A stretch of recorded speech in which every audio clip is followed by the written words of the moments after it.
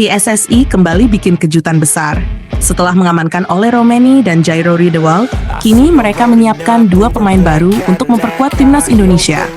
Bukan sekadar rumor biasa, kabar ini langsung bocor dari orang dalam PSSI. Yang lebih mengejutkan, salah satu pemain ini digadang-gadang bakal jadi solusi lini depan Garuda, dan yang satu lagi berpotensi jadi benteng terakhir di bawah Mistar. Tidak hanya itu, polemik besar juga terjadi. Media Korea Selatan murka. Mereka menuding PSSI bersikap kasar terhadap Shin Tae-yong hingga detik terakhir kepulangannya.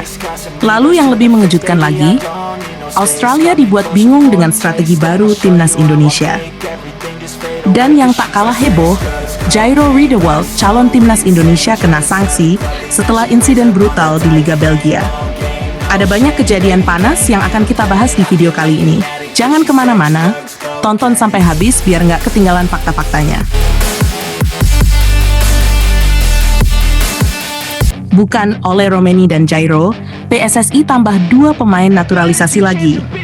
Selain Ole Romeni dan Jairo Riedewald, PSSI dikabarkan bakal mendatangkan 2 pemain keturunan lagi buat memperkuat timnas Indonesia.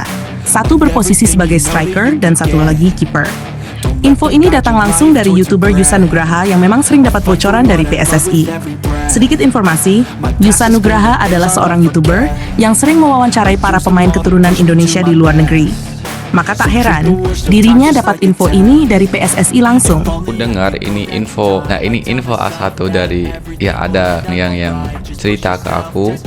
Dan ini juga langsung dari PSSI-nya, tentunya bukan dari orang luar PSSI. Jadi ini info A1 dan kabarnya selain Ole dan juga Jairo, ada 2 pemain lagi yang potensial bakal diurus di akhir Februari ini atau di bulan Maret, awal bulan Maret. Dan pemain ini adalah pemain yang berposisi striker dan yang satunya itu berposisi kiper. Belum diketahui juga siapa pemain yang dimaksud oleh Yusa Nugraha. Namun, kemungkinan besar untuk penjaga gawang itu adalah Emil Audero. Kiper Como FC itu mempunyai darah Indonesia dari ayahnya yang lahir di Lombok, Nusa Tenggara Barat. Langkah PSSI semakin meyakinkan, mengingat timnas Indonesia selangkah demi selangkah menuju Piala Dunia 2026. Semoga saja langkah PSSI berjalan lancar. 2 pemain baru tersebut bisa langsung beradaptasi pada bulan Maret. Media Korea sebut PSSI kasar terhadap Shin Tae-yong. Kepulangan Shin Tae-yong ini tak luput dari perhatian media negeri ginseng. Pasalnya, tak sedikit pihak yang masih penasaran dengan pemecatan mendadak yang dialami Shin Tae-yong. Termasuk media Korea Selatan. Mengulas kepulangan Shin Tae-yong ini, salah satu media Korea Selatan, Star News Korea, justru menyoroti beberapa hal. Mereka menyebut supporter mengantar Shin dan tim pelatih pulang ke negeri ginseng.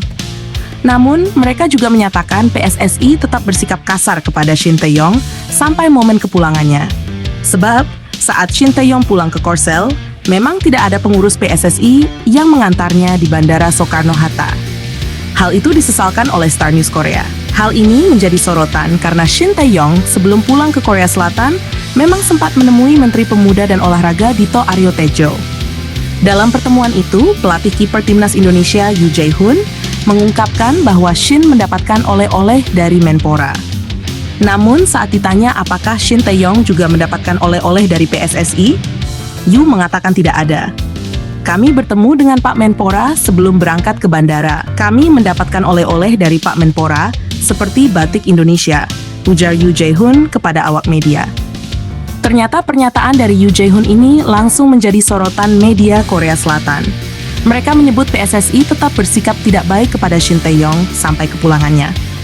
Pasalnya, sang pelatih yang telah membawa timnas Indonesia melangkah jauh di berbagai turnamen tak menerima kado perpisahan.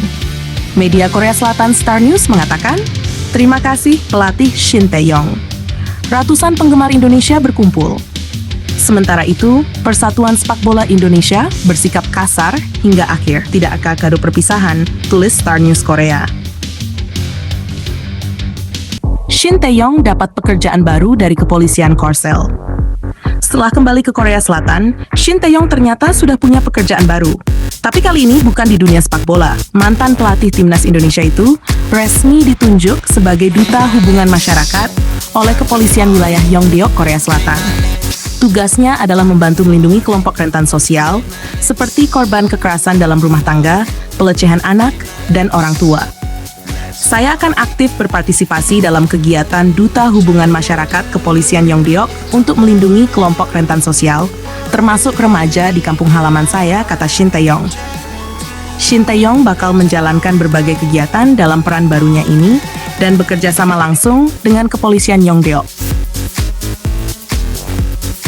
Australia mengaku bingung dengan strategi timnas Indonesia. Australia bakal menghadapi Indonesia di pertandingan ke-7 Grup C. Kualifikasi Piala Dunia 2026 yang dijadwalkan pada 20 Maret 2025. Pertandingan ini penting banget buat kedua tim karena menentukan peluang lolos ke Piala Dunia. Di bawah asuhan Patrick Kluivert, timnas Indonesia punya gaya permainan baru. Dan inilah yang bikin Australia kebingungan. Tony Popovich, pelatih anyar Australia, harus keras buat membaca strategi skuad Garuda yang kini lebih sulit ditebak. Popovich mengakui kalau dia belum bisa memprediksi cara bermain timnas Indonesia saat bertemu timnya nanti. Dia melihat bahwa Kluivert pernah menggunakan formasi dengan 4 dan 5 back, berbeda dengan gaya Shin Tae-yong sebelumnya. Selain itu, peran Alex Pastor sebagai asisten pelatih juga bisa membawa nuansa baru dalam permainan Garuda. Asisten pelatih Alex Pastor selalu memainkan 3 back di klub yang dilatihnya. Apapun itu, kami akan menganalisisnya. Kami harus menghormati lawan. Lanjut, Tony Popovich. Gaya permainan timnas Indonesia di bawah asuhan pelatih Kluivert masih menjadi teka-teki tidak hanya bagi Tony Popovich, tetapi juga bagi para penggemar skuad Garuda.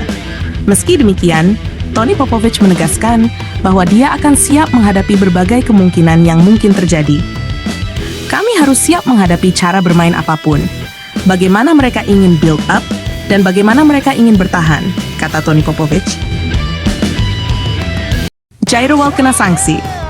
Calon pemain naturalisasi timnas Indonesia, Jairo Riedewald, baru saja bikin heboh di Liga Belgia. Pemain 28 tahun ini dapat kartu merah saat membela Royal Antwerp karena diduga memukul wajah lawan.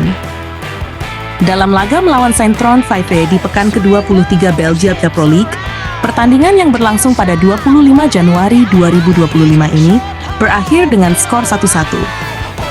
Tapi yang bikin panas adalah insiden di menit ke-91. Riedewald langsung diusir wasit setelah dinilai memukul wajah pemain lawan, Joel Fujita. Menurut laporan Gazette van Antwerpen, aksi Riedewald ini bisa berbuntut panjang. Dia berpotensi kena larangan bermain 3 laga plus denda 3.500 euro. Nah, itu dia berbagai kabar panas yang lagi bikin geger dunia sepak bola. Jadi menurut kalian, siapa 2 pemain baru yang bakal dinaturalisasi PSSI? Dan gimana pendapat kalian soal polemik Shin Tae-yong dan strategi baru timnas Indonesia? Tulis di kolom komentar ya.